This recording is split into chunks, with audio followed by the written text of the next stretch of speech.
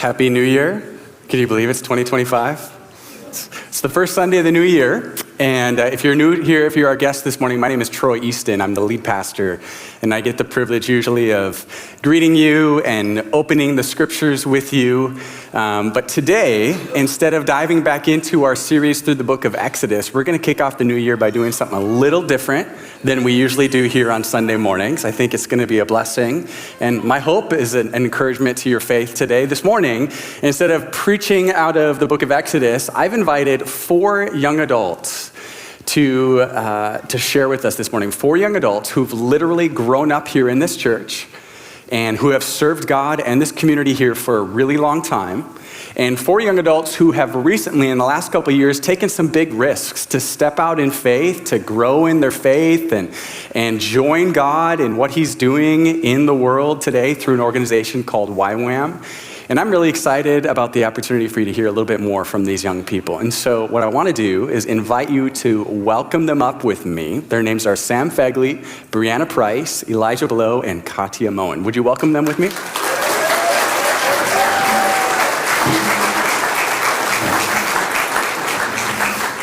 I'm so sorry, you guys. We're going to have kind of our backs turned towards you. Who's got the microphone? Katia? Okay, we'll start. You can start. What I'm going to have them do is I want them to introduce themselves to you. I want them to tell you how old they are, how long they've been a part of the Vineyard, and then what they did with Youth with a Mission. So Katia, why don't you start us off? Yeah, my name is Katia Moen. I'm 19 years old, and I've been a part of the Vineyard my whole life, since I was a baby. And what was the other part of the question? What you did with YWAM. Okay, I did DTS, Discipleship Training School, in Norway this past January, so just about a year ago. And is that all you want to know? That's it, yeah. My name is Elijah Blow. I'm 21. I've been coming to the Vineyard for 20 years. I did an endurance discipleship training school in Montana, so it's like an outdoors-focused thing. Yeah. I'm Sam Fegley. I started coming to Vineyard 10 years ago, I think. And I've done the DTS as well, or discipleship training school. But this past year, I've been facilitating that school in Hawaii. Well, I'm Brianna Price. I'm 23. I've been going to Vineyard since I was like a toddler. And I did my DTS in Hawaii as well. Our school name was Fire and Fragrance, so we really focus on the heart of worship and intercession and getting God's heart and just praying for so much. And then I was home for a little bit, and then I went back and I did a 10-month school called Revival and Reformation, where the heart of the school is to stir up like biblical worldview and how can we bring that out in the world to bring transformation in our own communities. Just a quick setup of the school even is the first 3 months we were reading through the entire Bible. So that was really amazing. We'd read like 4 or 5 hours a day. Sounds exhausting, but it's actually like exhilarating. The second quarter we actually studied Christian biblical worldview. So what's God's view of all these different spheres of society. And then the last 3 months, we studied apologetics and communications. Apologetics is defending the faith and like having those conversations with people that are in all sorts of different walks in their life.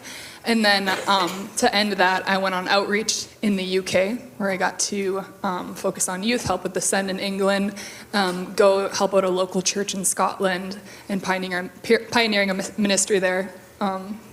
And then I just got back. I was gone for a month in Amsterdam doing just a little quick leadership snippet, sort of like a condensed version of the school. So, yeah. Very cool. Do you want to hand it to Sam? Here, before we continue this morning, because I want them to tell you a little bit about their faith journeys and kind of different highlights there. But Sam is on staff with YWAM in Kona. And like he said, he's back here. It's just been about a month, and then he's heading back for another year on staff there. Why don't you tell our congregation a little bit more about YWAM so they know what Youth with a Mission is and have more of a frame of reference for YWAM? Yeah, of course.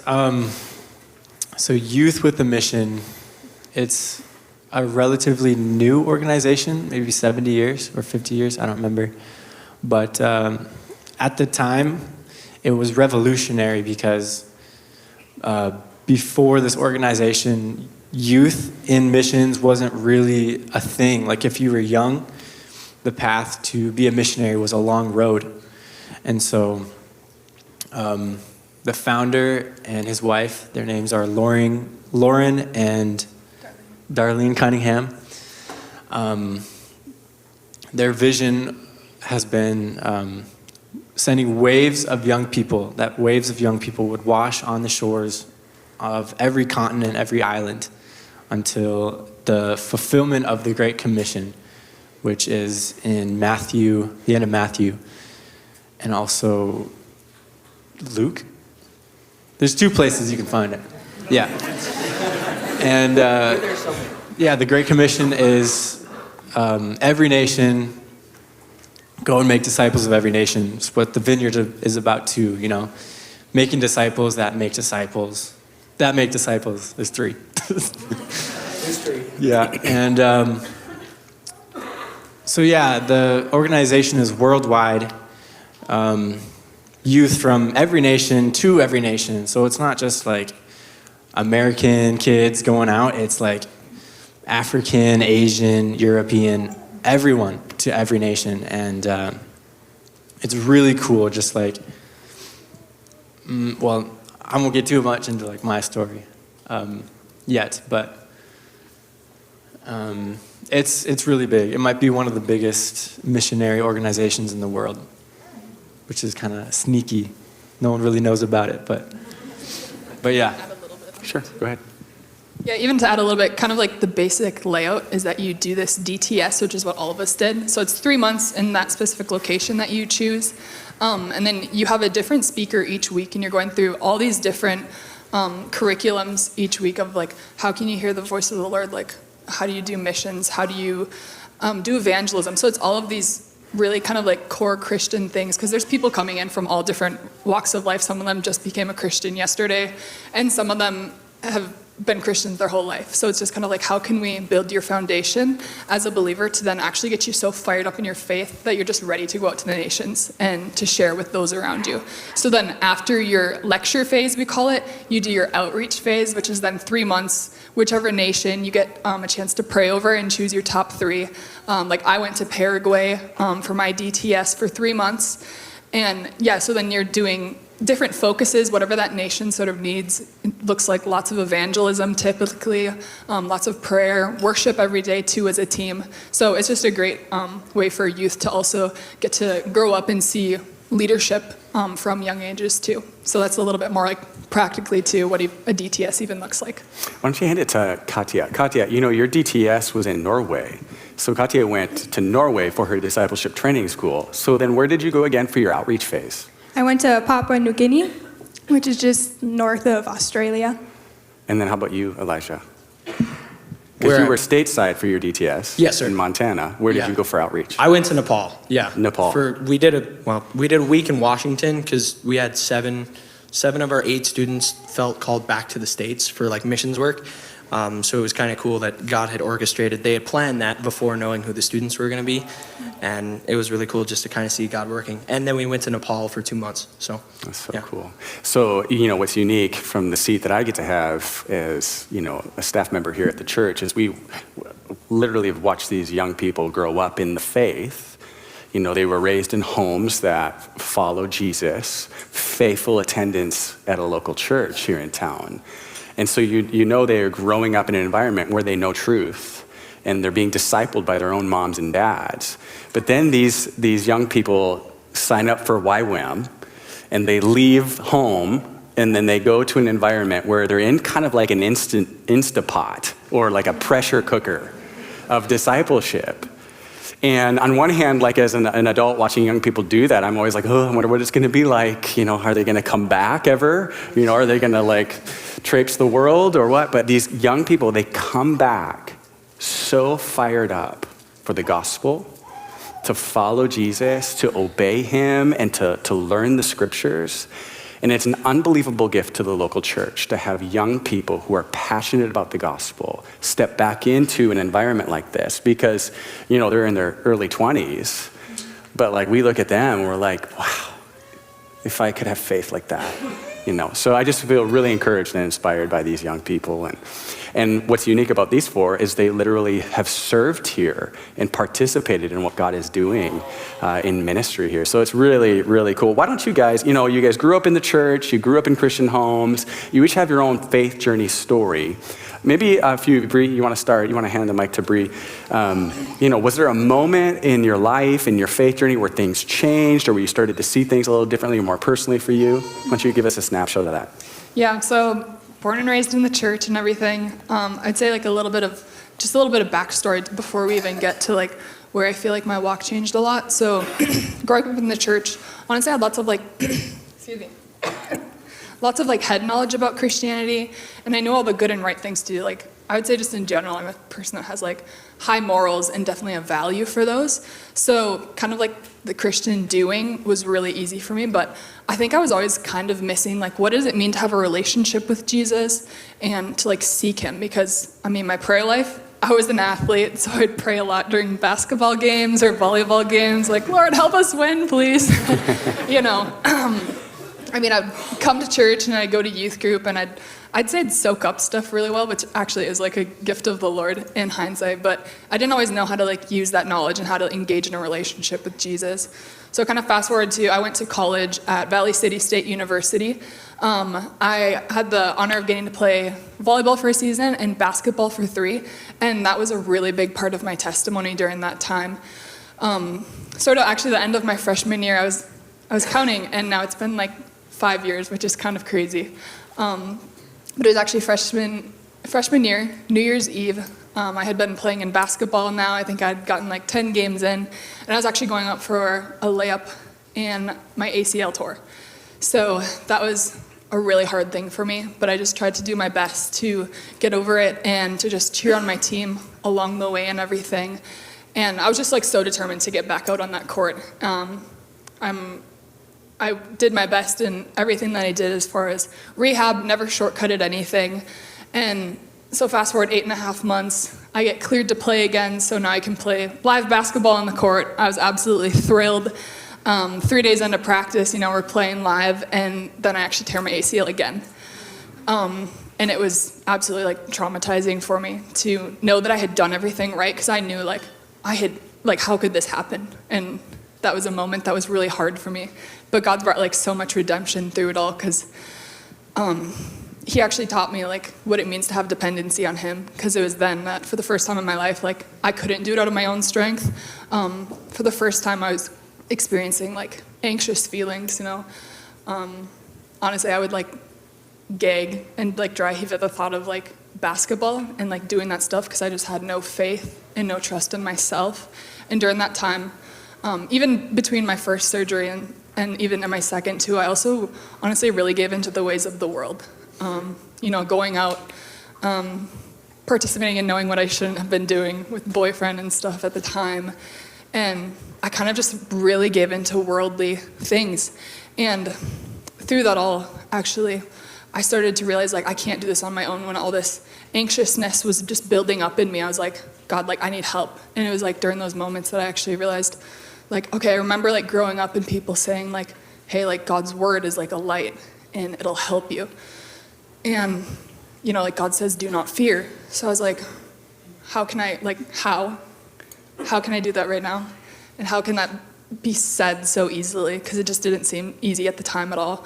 But I slowly started to. I had this little journal that I'd write down verses. A key verse was Isaiah 41:10. Do not fear, for I'm with you. I will uphold you with my righteous right hand. That was a really big verse in my life that I just started reading it over myself. And I'd be like, God, you say do not fear. So I need you to help me not to fear, so that I'm not just like filled with anxiety about going on a basketball court and doing what I love.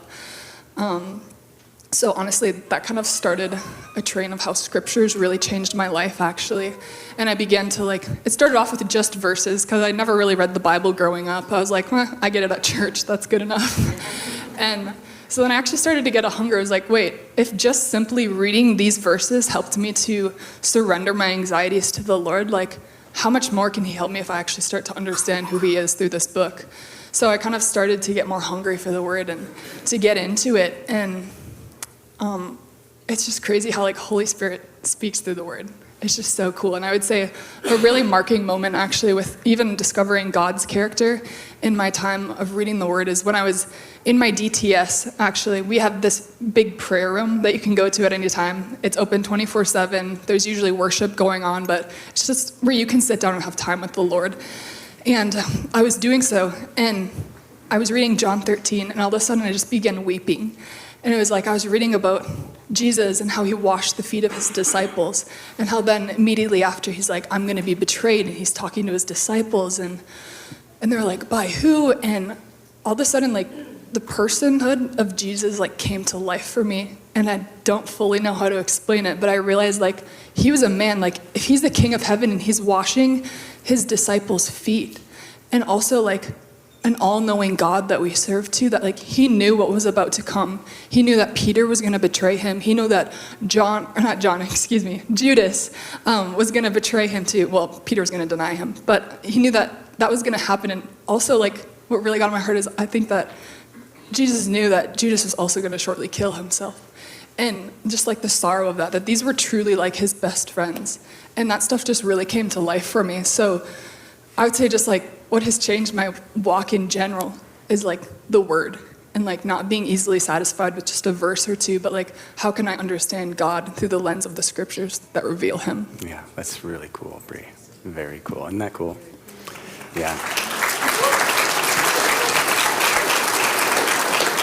Sam, why don't you give us a little taste? Was there a moment in your life where things shifted? Yeah. When I look at my childhood, I feel like it was that childlike faith.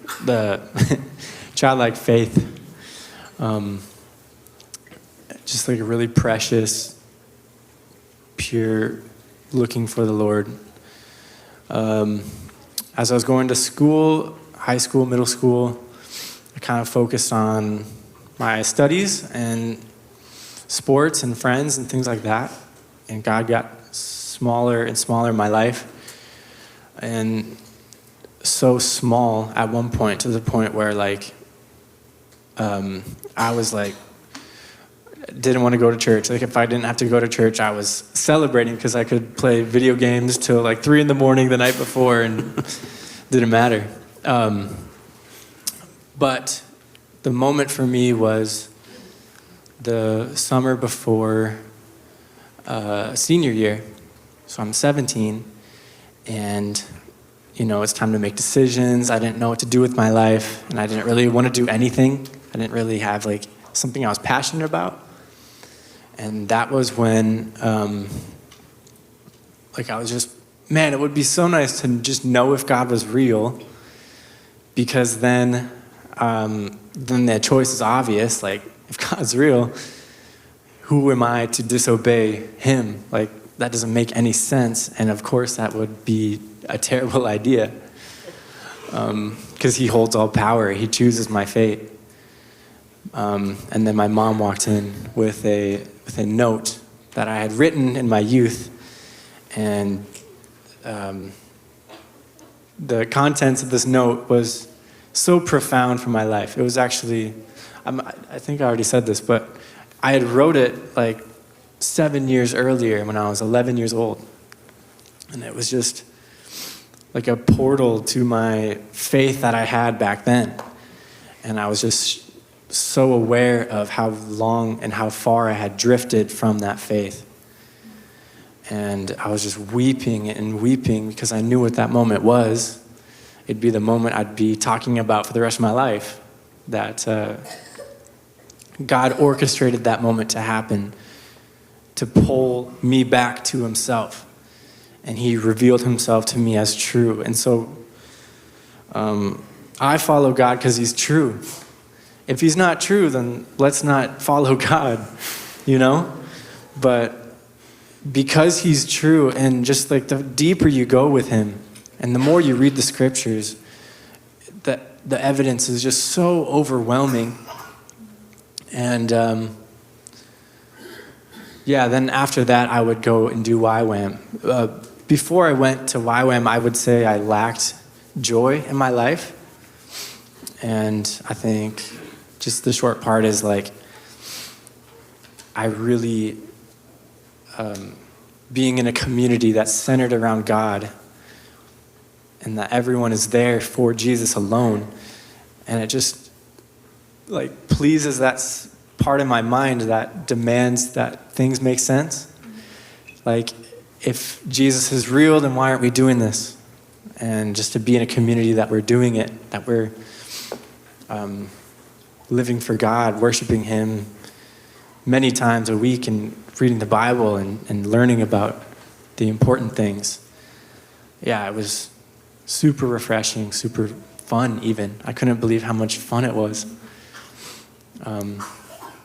And so yeah, now I got joy, and I'll be serving God for the rest of my life. I know it. Cool. That's awesome. Yeah. So Elijah, let's shift gears just a little bit. I'm curious if you could just share with us, like, why YWAM? I mean, you grew up here, you had a great community, you were wrestling with whether or not to go to school. Tell us a little bit about why you chose to do YWAM. So yeah, for me, a lot of it had to do with the fact that I'd never gone on a missions trip before, and it was something that I personally feel, and I felt this even before I left, that if you get a chance, every person should go on one missions trip. Now, it doesn't have to be a 2-month-long excursion to a country where it takes 48 hours to get across. That's the size of North Dakota, but it is an experience that I think we should all have, because it opens our eyes to see not only how other people and other cultures live, just generally and secularly, but also as well the Christians from other parts of the world who grew up in a totally different time, like not just time zone, but they use their time differently. It doesn't affect them the same. I think one of my favorite things about Nepal was the fact that they're like here, service starts at 9 o'clock and it starts at 9 and you show up and we go. Well, in Nepal, service could start at 9 on paper, but it might not actually happen until 11. So you guys would love that, wouldn't you? Just hang out, drink some coffee. It's not because they were sleeping in, no. But it was, the way that culture works is you're just walking, and if you see someone that you even know just a little bit, you'll stop and you'll sit and you'll talk for half an hour about whatever. It's kind of like the Midwestern goodbye all the time, and I love it. So for me, it was that missions trip aspect. I'd never done this before. I wanted to see if that was for me, if the missions field was where the Lord was calling me. And along the way, I got to meet new people, make new friends, get an experience. They do that lecture phase is very similar to school. You're in a classroom and you have a schedule, and then like we'd go out, and our endurance, the reason it's called an endurance thing was because we had outdoor focus. So with us being in Montana, we were able to learn about hikes and wilderness advanced first aid and how to pack a backpack and how to plan food and stuff. But all of that was in preparation, as Bree said, for your missions trip. And so that was ultimately after I graduated, I spent roughly 9 months here interning under Doug, and then I was able to make my decision, and yeah. Cool. Katya, will you answer the same question? Yeah, in my senior year of high school, it was the question, what are you going to do after you graduate? And I didn't want to go to college, and I kind of just wanted to get a job and start a normal life, but my mom encouraged me to look into things, and we'd always known about YWAM. And I was like, if I could go to Europe or go somewhere cool, that would be fun. And so I was looking into it, and the one I did also had an outdoor focus. It also had a creative focus, but I did the outdoor track, so we did hikes and stuff, and I thought that would be really cool to learn how to hike mountains in Norway. But I'd also never done a missions trip or anything like that, kind of, and I thought that would be a really good way to do it. And just get on fire for Jesus and immersed in all of that. And so I looked into it and found the one in Norway and thought it looked beautiful. And I was never totally 100% certain, but I filled out the application and I was praying about it. And I was like, well, it feels exciting, so I'll do it. And it turned out to be amazing, and I wouldn't want to change that for anything. But Yeah. So had you ever done anything like that? Gotten on an airplane and left home and that kind of thing? When I was 7, my family moved to Ukraine for the school year, and my parents taught at a school there. So I'd experienced that and thought it'd be cool to go out and do something again, but I hadn't really been a missionary because I was just a little second grader going to school. Yeah, that's crazy. Now, why don't you hang on to that mic, Katya? Tell us a little bit about how did your time away from home in Norway with YWAM, how did that affect and impact your faith? Yeah, in lots of different ways. The main thing was just the community you're surrounded by. I thought I'll probably make some great friends, but it was so much deeper than that. You're always surrounded by like-minded people, and some people would read their Bible in their free time rather than go on their phone. Not always, but I was like, oh, that's a really good idea.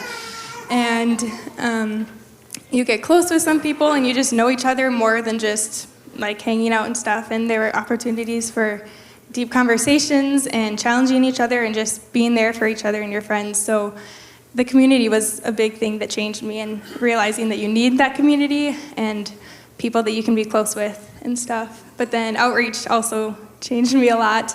I learned a lot on that. It was difficult. It was very hot.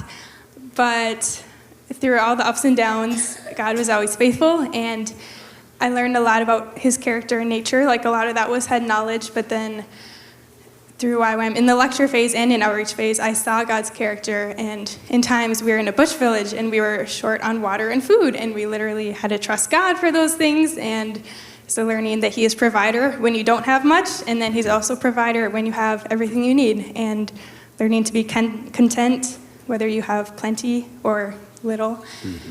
And so, yeah, it was a lot of his character and nature that came alive, and we really got to experience and see God in those ways. That's great, Katya. Elijah, will you answer the same question? How did YWAM and outreach and all that impact your faith? Yeah, especially outreach, I'd say, and kind of along the same lines, it opened my eyes to how a different culture perceives the Lord, and how they think of him and how passionate they are for him. And there's different aspects to it. Some of it looks different and some of it looks the same. And we've sung songs in the past, and we do now, where it talks about, and you read in the scriptures, every nation, every soul singing together at once. And I've always wondered, what does that even look like? What does that sound like? Well, I got a little taste of that, and I've always loved worship, and it gave me a deeper desire to see that fulfilled, and to experience that joy that everybody has of worshiping the Creator's face while he's right there in front of them. And I think also as well, just with lecture phase, it grew my roots deeper. I got to know the Lord more. You're also in an environment where, like Katya said, and like Troy's referenced, it is kind of a pressure cooker, and they do, you just move in with people, and I had no idea who the guys were that I was going to move in with, and I ended up actually meeting a guy from Minnesota who I'm still friends with, and it challenges you to grow with people who you might not normally jibe with, because you have to, because that's all that's there, and it makes you grow, and it makes you mature. So awesome. Sam, I'm going to ask you to answer this next one. Yeah. These guys, they learn a ton and they experience a lot, and it's hard to put things into words. They're passionate young people. They have lots of energy, and I long for those days again. When you just can go run hard.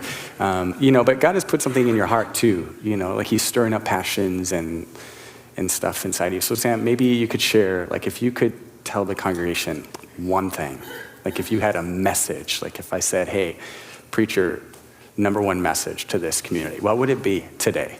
What would you want these guys to know?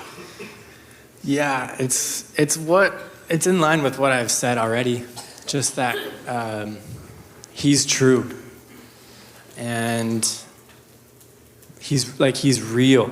And I know we all have doubts, and we'll read something in the Bible that makes us question what's going on. Like, why would God say that, or why would God do that? But there's an overwhelming amount of evidence that God is real. And I came into the faith as a skeptic, and I think that kind of will never leave me.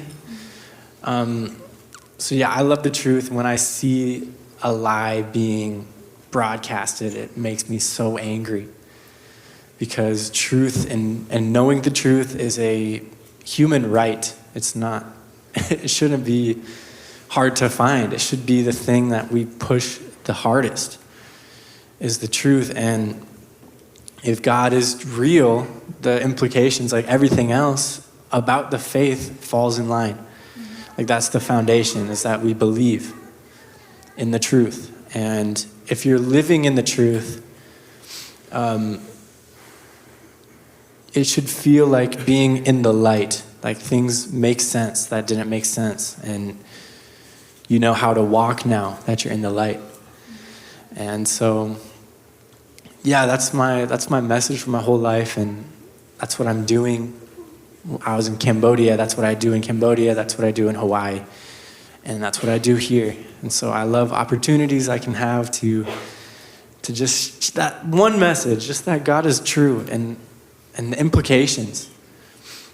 And if I had time, I would talk about what he's worthy of, but I don't. I think you need a day. Yeah. Thank you, Sam. Bree, would you do the same thing? Would you answer the same question? Yeah, I would say don't be easily satisfied. That was a phrase that one of my DTS speakers gave. He's a big, intense rugby guy, professional athlete. Do not be easily satisfied. But it just stuck with me, because I think sometimes we can be satisfied with church on Sundays, the youth group on Wednesdays, and sending up prayers once in a while. That was me. But my life radically changed when I gave myself to reading the scriptures, to pursuing Jesus and figuring out what the story is. Like, what a joy that we get to have this life to figure out that the Bible isn't a book that's meant to be figured out in one read through, but it's meant to be like meditated on, read through again and again and again. So I would just even challenge every single person in this room, this is the start of a new year. If you haven't read through the whole Bible, try. If you fail, try again. That's okay. It took me a while to finally get through the Bible, but now that I've devoted those 3 months to, my first 3 months was all Bible. So it helped me so much to be able to get an understanding. And now when I read the scriptures, they come to life. So it might not happen right away, and that's okay, but just keep going. Jesus says, I'm the way, the truth, and the life. And he will guide you, and his scriptures are the greatest way to do that. They're a greatest way to know him beyond just Troy's messages, we all have responsibility of making our faith our own, because Jesus we're gonna meet him face to face someday, And do we want to say, yeah, I went to church on Sundays, or do we want to say I gave my all? Every single one of us should be thinking am I giving my all for Jesus? And especially in the start of a new year, what are practical ways that you want to draw closer to him? So that's my encouragement. And kind of please to get in the word, because it changed my life and it'll change yours too. It's a good word. It's a very good word. Yeah.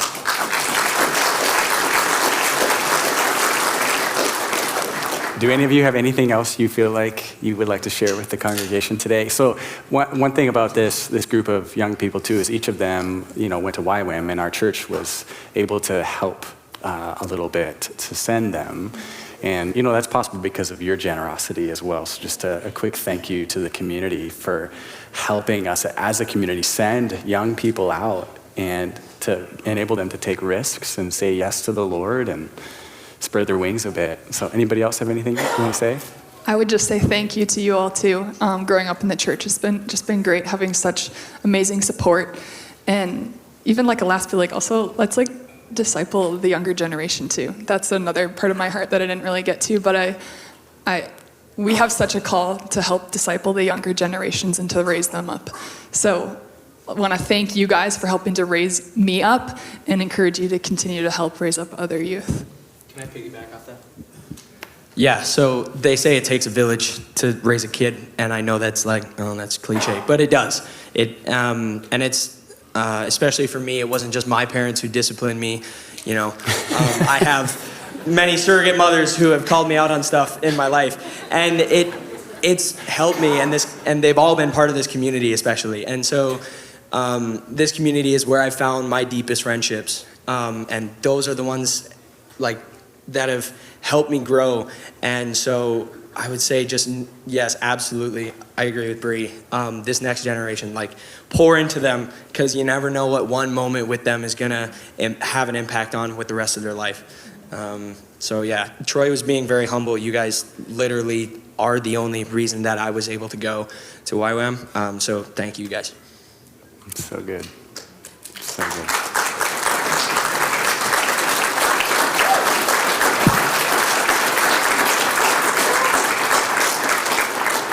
The impact that Spirit-led believers have on other believers, whether you've been walking with the Lord for 25 years or 7 days, you know, the Holy Spirit uses us in each other's lives to sharpen and encourage.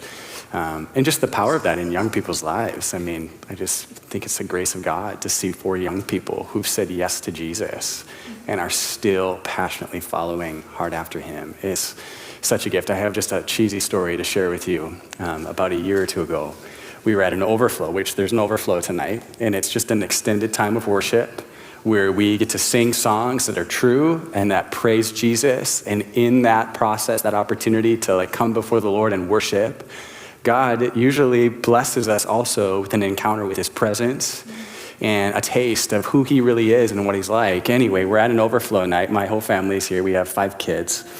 And my daughter was in the front row here, and an older gal from the church during the overflow felt like she got a word from my daughter. And, you know, as a pastor, a couple things come through my mind as, you know, an older woman approaches my children who says she has a word from the Lord. I'm like, this better be from the Lord, you know? And then there's this other part of me that's like, yes, Lord, more. You know, like speak into the hearts of these young people, and it's not mom and dad, you know, because you know how like as a parent, and you guys get this, like you can tell your kids something 50 times, and they like don't hear it, but somebody else tells them the same thing, and they're like, oh, revelation. You're like, yeah, I've been telling you that for years. It's kind of the same thing with faith. Anyway, this woman, you know, called out some gifting in my daughter and just prophesied over her that she would be a leader, and it was this beautiful, encouraging word, and my boys and all of us were just like listening intently to what we believed God was saying to her through this obedient woman. And, you know, I'm weepy, and, you know, everybody's like hanging on these words, and we get home that night from overflow, and our kids were having a little snack before we get ready for bed.